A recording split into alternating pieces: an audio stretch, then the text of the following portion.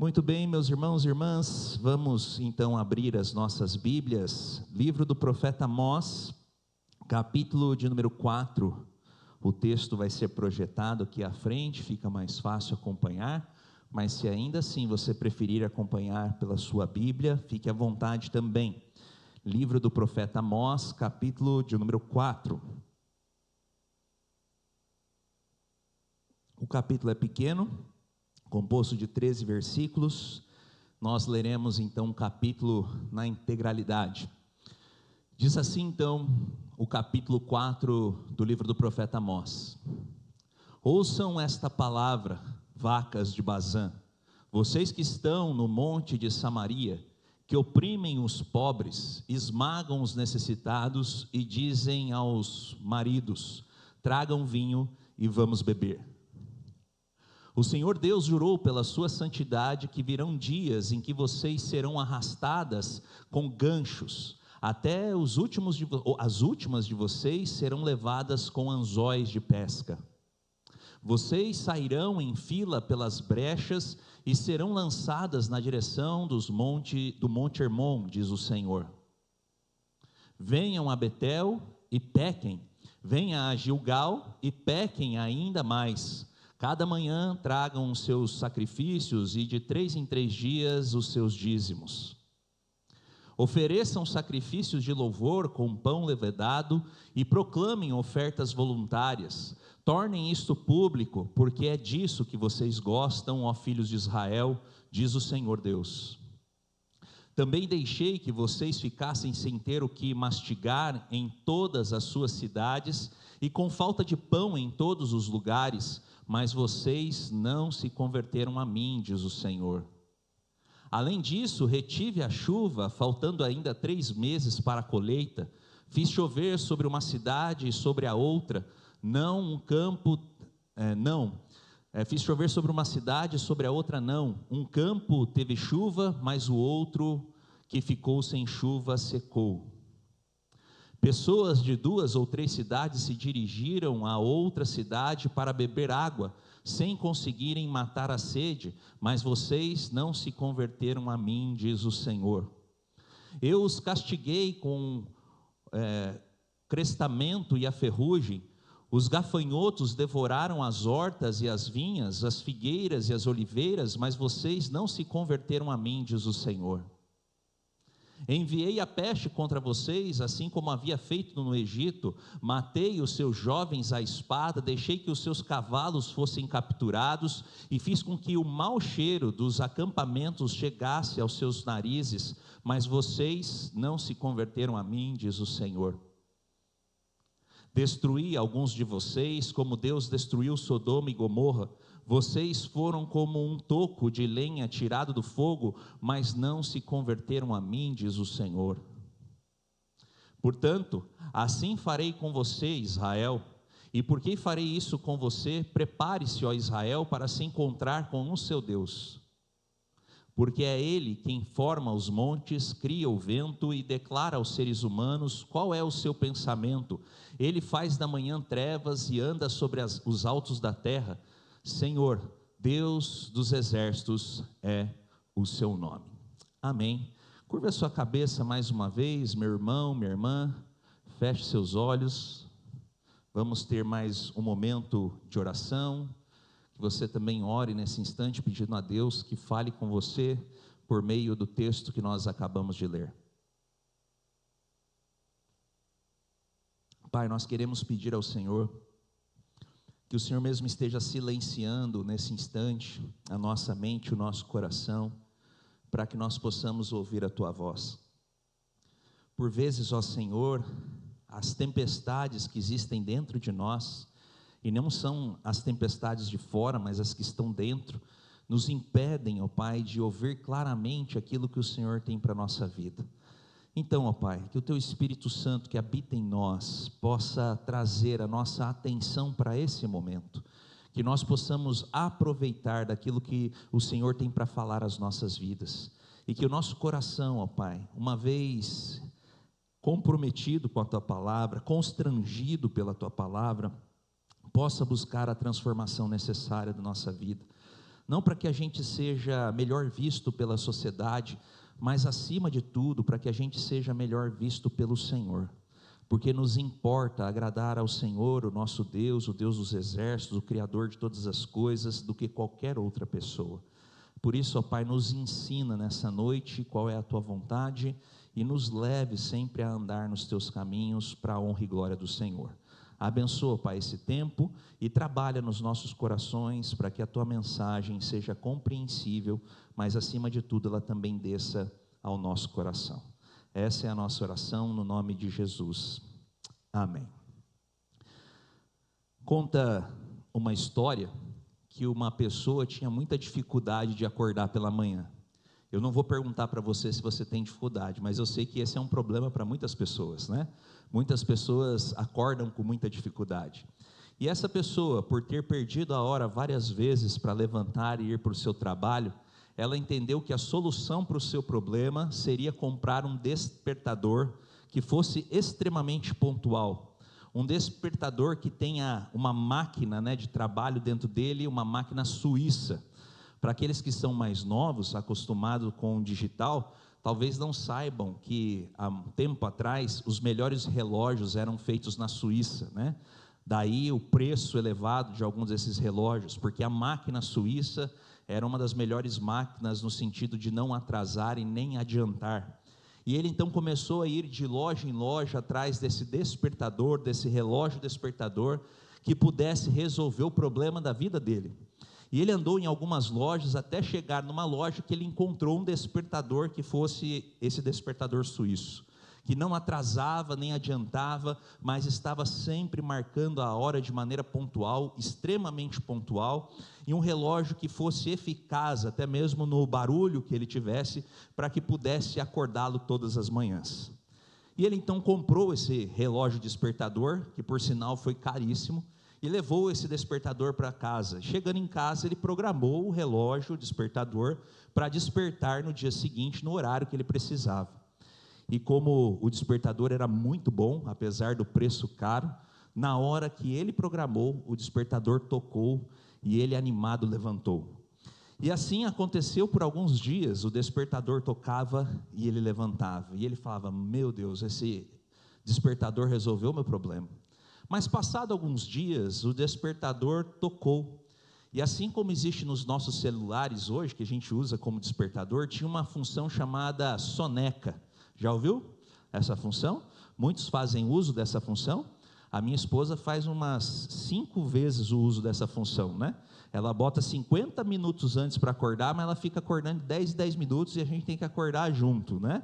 Então vai lá, dando mais 10 minutinhos de sono. E ele botou essa função soneca no despertador.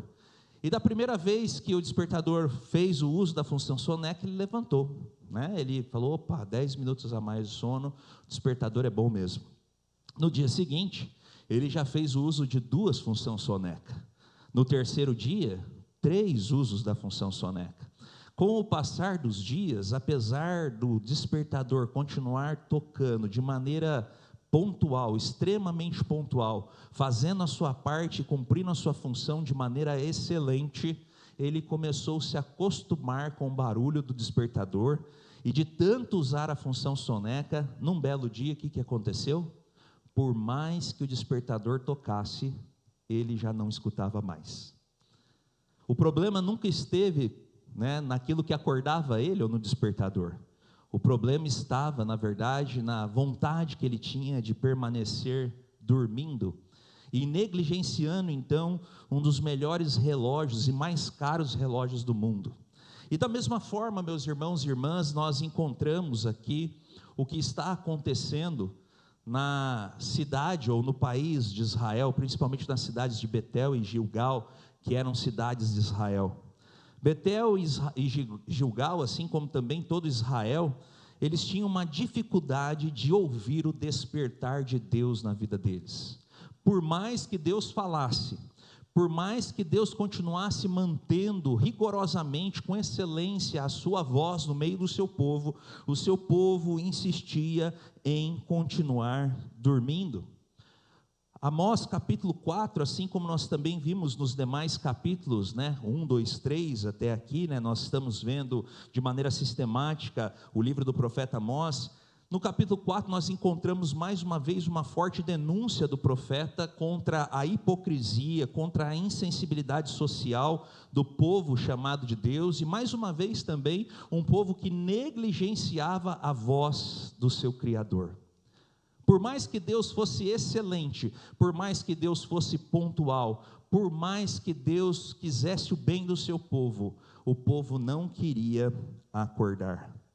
A narrativa do profeta Amós no capítulo 4 nos mostra que o coração do povo de Deus estava tão endurecido, tão amortecido, tão alienado da voz de Deus, que eles não conseguiam ser capazes de serem acordados. Meus irmãos e irmãs, amigos e amigas, é disso que se trata, aliás, todo o livro do profeta Amós, e o capítulo 4 também nos traz essa mensagem. Muitas vezes Deus está falando conosco, Deus insiste no seu despertar, mas nós queremos permanecer no sono. Portanto, mais uma vez, ao lermos o livro do profeta Amós, principalmente aqui no capítulo 4, no dia de hoje, a nossa oração e o nosso desejo com essa reflexão é que nós despertemos. A voz do Senhor também está ecoando aqui, o despertador está tocando, é o melhor despertador do mundo, é a melhor máquina do mundo, é o mais pontual, o mais preciso, e ele está falando conosco, mas nós não podemos negligenciar essa voz. E aí então nós vamos olhar para o texto e trazer algumas lições para a nossa vida, para que a gente não se assemelhe àquele povo do passado, que por mais que Deus avisasse ele, ou eles não o escutavam.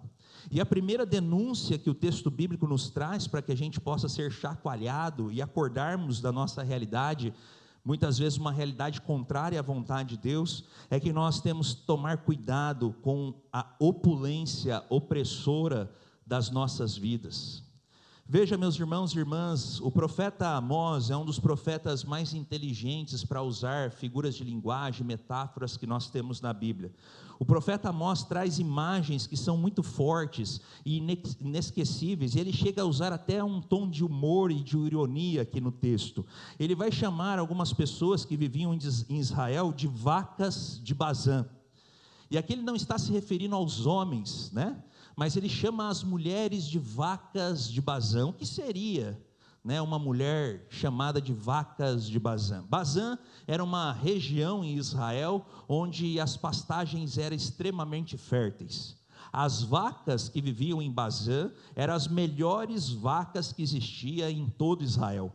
O pasto era fértil, a comida era abundante, eram vacas bem cuidadas, e isso conferia um título de luxuosidade para essas vacas, e elas eram vendidas extremamente caras. Eram vacas luxuosas, Dessas vacas saíram os melhores leites, as melhores cortes de carne. Então Bazã ficou famosa por conta das suas vacas luxuosas e de elite.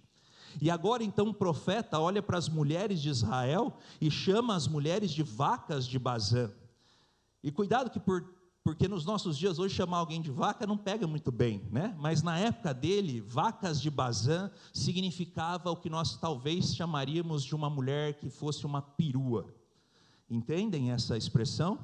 Uma mulher que vivia uma vida de madame, uma mulher que vivia entregue aos seus luxos, uma mulher entregue ao consumo, uma mulher que queria viver no seu consumo, no seu conforto, naquilo que tem de melhor desse mundo, negligenciando aquelas pessoas que estavam à sua volta passando fome. Essa denúncia é uma denúncia também para os nossos dias, porque hoje os nossos dias são marcados por um extremo consumismo. As pessoas que ganham melhor no nosso país e até mesmo em todo o mundo, essas pessoas elas estão entregues a uma vida de consumo. E elas consomem cada dia mais. E a gente gasta sem perceber. Muitos de nós, aliás, no Brasil, como nós não temos uma educação financeira adequada, nós gastamos o nosso salário e quando chega no final do mês a gente se pergunta, para onde eu gastei? Ou para onde foi todo o meu dinheiro? Não é assim? E é interessante que quando a gente faz isso, a gente negligencia que muitas pessoas que estão vivendo à nossa volta estão passando necessidade e fome. Ou seja, nós estamos entregues aos nossos luxos, ao nosso consumo, à nossa vida materialista, e nos esquecemos que muitas pessoas que são os nossos irmãos e irmãs, o nosso próximo, que não têm o que comer. E essa é a denúncia do profeta Amós aqui no texto bíblico. Olha, peruas, vacas de Bazã, vocês que vivem aí, entregue a sua vida luxuosa, vocês que estão vivendo aí, fruto do seu consumo, pedindo para os maridos, tragam mais vinho, traga mais comida, traga mais roupa de luxo, traga os melhores perfumes, encha a casa de presentes, vocês estão oprimindo aqueles que nada têm. É impossível ter uma vida religiosa, uma vida entregue a Deus, vivendo dessa forma e se esquecendo da outra criatura, da outra criação de Deus que está passando necessidade. A denúncia do profeta é impossível viver vida de luxo, enquanto muitos dos nossos semelhantes estão passando necessidade. É isso que o profeta Amós está dizendo. E a curiosidade aqui é tão grande da profecia de Amós, que quando ele chega no final dessa primeira parte, se referindo às vacas de Bazã, a gente não dá atenção, mas ele diz que essas vacas de Bazã serão levadas com anzóis e com ganchos pelo nariz e pela boca. A Assíria, que vai ser o império que vai dominar Israel, que virá agora logo após a profecia de Amós, tinha por costume levar feras e animais presos pelo nariz, com ganchos, com anzóis. E ele está dizendo para essas mulheres: vocês que querem viver como vacas de Bazã, nesse luxo, vocês serão levadas pelo nariz, como se fossem verdadeiras animais. E essa é a realidade que muitas vezes a gente negligencia na nossa vida, porque aqueles que colhem, ou melhor, que plantam coisas materiais, que colocam o seu coração nesse mundo, é isso que vão colher. E é isso que o profeta Amós está dizendo. Essas coisas que nós vivemos aqui, os luxos, o consumismo, isso tudo vai passar. E no final o que vai ficar é de fato a marca que nós deixamos na vida das pessoas. E aí que a gente tem que se perguntar: será que nós estamos marcando a vida das pessoas de maneira positiva? Ou nós estamos deixando marcas, de uma pessoa que é extremamente materialista, consumista, individualista, egoísta e todos os istas que nós podemos ter, Nós temos vivido uma vida que é negligente e alienada com aqueles que precisam da nossa ajuda. E por isso o texto diz que nós precisamos aliar o nosso sentimento, a nossa relação com Deus, também a nossa prática de vida. Mas o texto continua nos trazendo lições, e esse texto vai falar sobre a ironia da devoção vazia, porque Israel não estava só vivendo um problema moral, um problema de desigualdade social, mas Israel estava vivendo também um problema que era espiritual. Como eu disse no começo, Betel e Gilgal eram duas cidades onde tinham santuários que os israelitas desciam para adorar nesses lugares. E veja só, o texto bíblico não diz para nós que eles eram negligentes com a prática religiosa. Não, pelo contrário, eles eram fervorosos naquilo que eles faziam.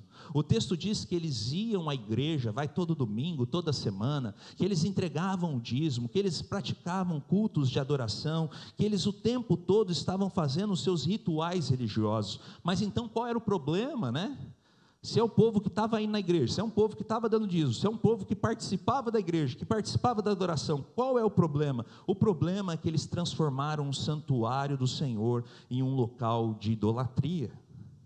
E não era idolatria apenas de imagens, como muitas vezes surge na nossa cabeça, mas era uma idolatria de si mesmos, era uma idolatria do seu próprio poder, do seu próprio desenvolvimento. Eles não davam dízimo, para você entender, porque eles queriam ajudar a obra do Senhor. Não, eles davam dízimo para demonstrar a potência do salário que eles tinham.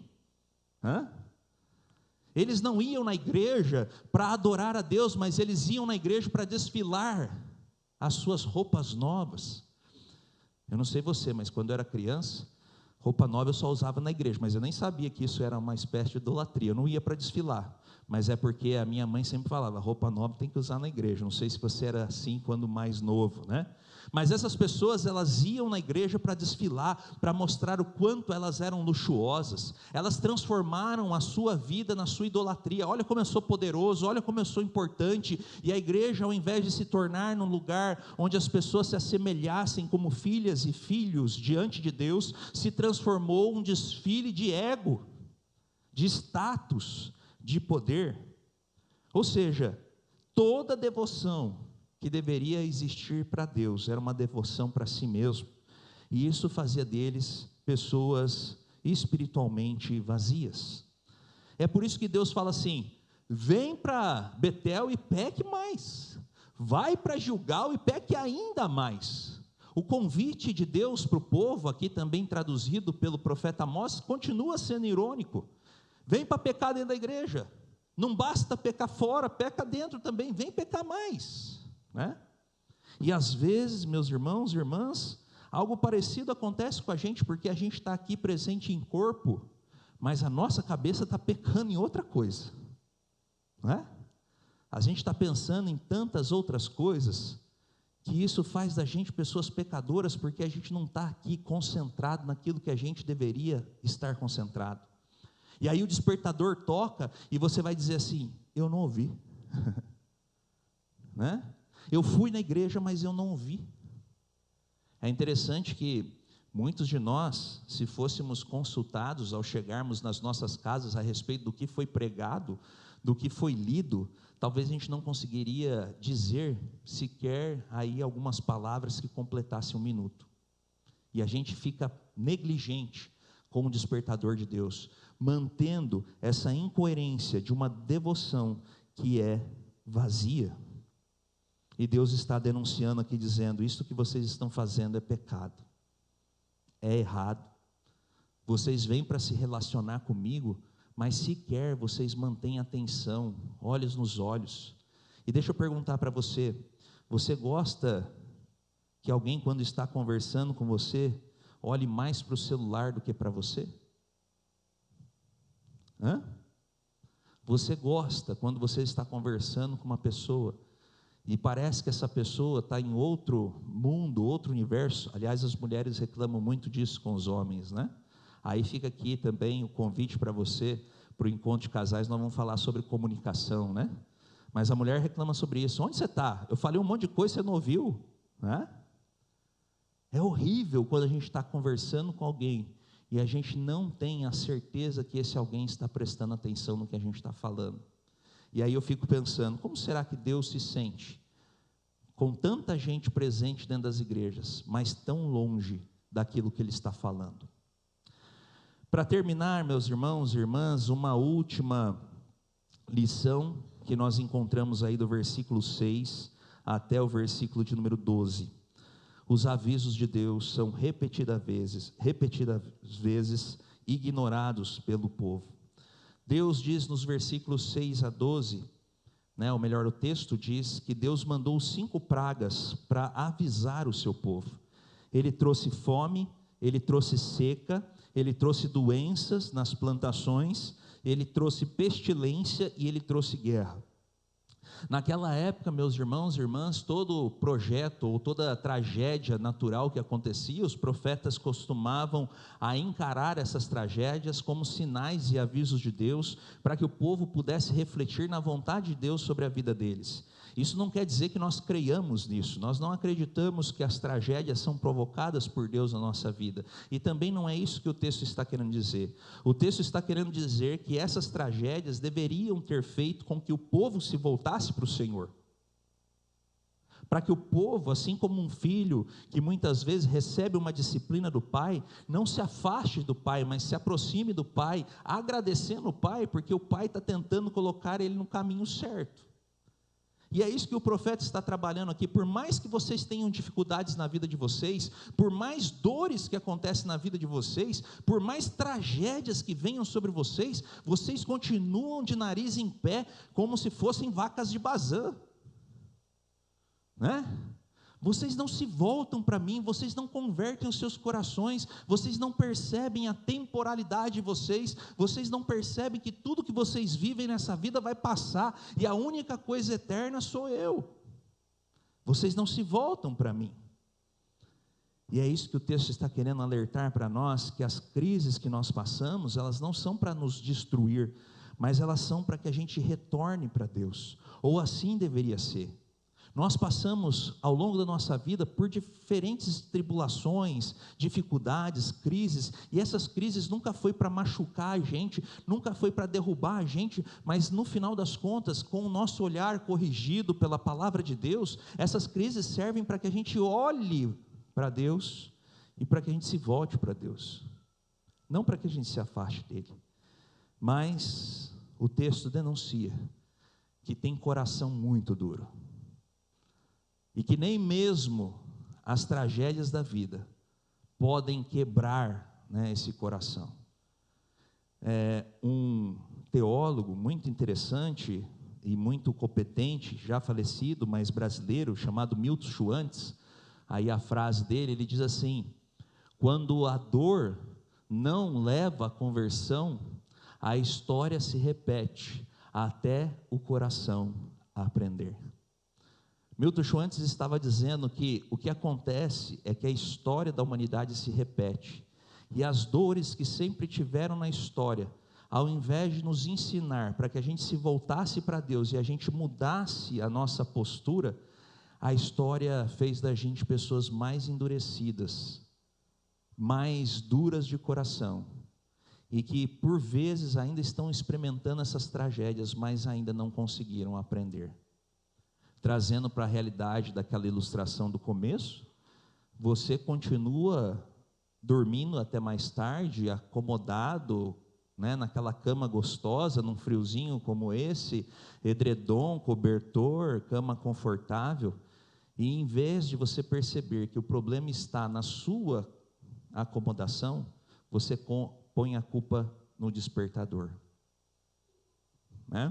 As tragédias acontecem todos os dias, e a gente bota a culpa em Deus, As coisas acontecem na nossa vida, e a gente fala, não, é Deus que não ouve, é Deus que não se importa, e a gente não percebe que a maioria dos problemas que a gente está vivendo na nossa existência, problema de família, problema de relacionamento, problema de vida pessoal, problema de visão egoísta, problema de desigualdade, um monte de problemas que nós vivemos hoje na nossa humanidade, na nossa sociedade, é porque nós estamos terciarizando a nossa culpa e não assumindo ela. Dessa forma, meus irmãos e irmãs, é que termina o texto aqui de Amós, capítulo 12, 13, ele vai dizer: portanto, assim farei com você, Israel. Lembrando que Israel eram os religiosos daquela época, e talvez nós poderíamos ser chamados também de religiosos no nosso tempo. E por que farei isso com você? Prepare-se, ó povo de Deus, para se encontrar com o seu Deus, porque é Ele quem forma os montes, cria o vento e declara aos seres humanos qual é o seu pensamento. Ele faz da manhã trevas e anda sobre os altos da terra. Senhor, Deus dos exércitos é o seu nome. O que Amós está dizendo? Que Deus é criador, que Deus é mantenedor, que Deus é juiz e que Deus é salvador. Mas nós nos esquecemos, dessas verdades, e por vezes estamos achando que o problema é do despertador e não nosso. Por isso, meus irmãos e irmãs, eu queria convidar você, nesse momento, hoje, a não negligenciar a voz do Senhor. O despertador está tocando. Você tem pelo menos 3 opções hoje: colocar no soneca, falar, não, daqui 10 dias, de repente, semana que vem eu acordo. Não ouvir o despertador, deixar a coisa passar, ou ouvir o despertador, sair do seu comodismo, sair dos seus pecados e se voltar para o Senhor. Nós temos sempre um tempo, depois das reflexões, para a gente fazer autoexames, ou autoexames. E nesse momento eu queria convidar você a fazer um autoexame, para que você sondasse no seu coração, na sua vida, se você de fato, né, está negligenciando a voz, o despertador de Deus. E nós vamos cantar um hino que é um hino bastante conhecido, é um hino já, na verdade são dois hinos, né? É um combo de hino, são hinos antigos, mas hinos que falam ao nosso coração. O primeiro hino, veja só, o nome dele é Conversão. Ele vai dizer no seu início: ó, quão cego eu andei e perdido vaguei, né? Longe, longe do meu Salvador. E você hoje pode fazer essa confissão: Senhor, por vezes eu não ouço a tua voz. E o segundo hino, né, a gente vai fazer um pupurri, famoso pupurri, né, coisa chique. Nós vamos cantar um segundo hino que diz, que o título é Mensagem da Cruz, e que esse hino vai dizer o seguinte: sim, eu amo a mensagem da cruz, porque nós só podemos amar aquilo que Jesus fez por nós a partir do momento que a gente se volte para Ele. Então essas são as duas coisas que você pode fazer nesse momento, e refletir, e orar, e se colocar na presença do Senhor. Tocou o despertador, você pode se converter. Tocou o despertador, você pode amar a mensagem amorosa de Deus na cruz. Assentado como você está, vamos cantar então esses dois hinos.